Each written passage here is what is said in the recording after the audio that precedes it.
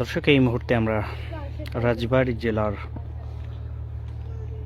পাঁচুরিয়া জংশনে অবস্থান করছি। রাজবাড়ী থেকে ছেড়ে আসা মধুমতি আন্তনগর এক্সপ্রেস আমরা দেখতে পাচ্ছি ২ নাম্বার লাইনে অবস্থান করছেন, অর্থাৎ লাল ফ্ল্যাগ নিয়ে দাঁড়িয়ে রয়েছেন এখানকার রেলওয়ে কর্মী। অর্থাৎ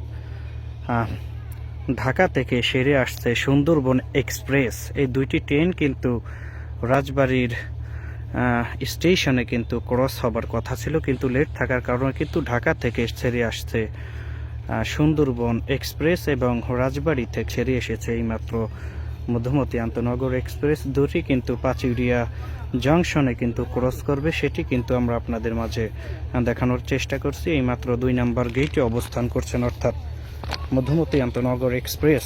যে এইমাত্র রাজশাহী থেকে যে ট্রেনটি ছেড়ে এসেছে সেটি আমরা আপনাদের মাঝে সরাসরি দেখানোর চেষ্টা করছি। অসংখ্য যাত্রী যারা ঢাকার উদ্দেশ্যে যাবেন তারা এইমাত্র কিন্তু তারা ২ নাম্বার রেল লাইনে অবস্থান করছেন, আমরা আপনাদেরকে দেখানোর চেষ্টা করছি।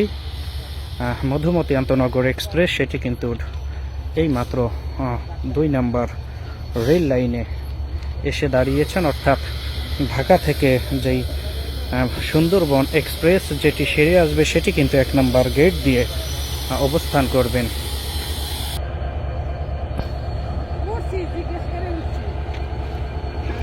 এই মাত্র দেখতে পাচ্ছেন আপনারা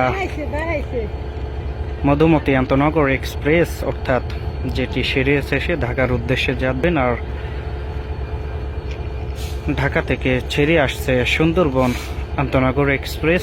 দুটো ট্রেন কিন্তু পাঁচুরিয়া জংশনে ক্রসিং করবেন, যে কারণে কিন্তু ২ নাম্বার রেল লাইনে এসে দাঁড়িয়েছেন মধুমতি আন্তনগর এক্সপ্রেস।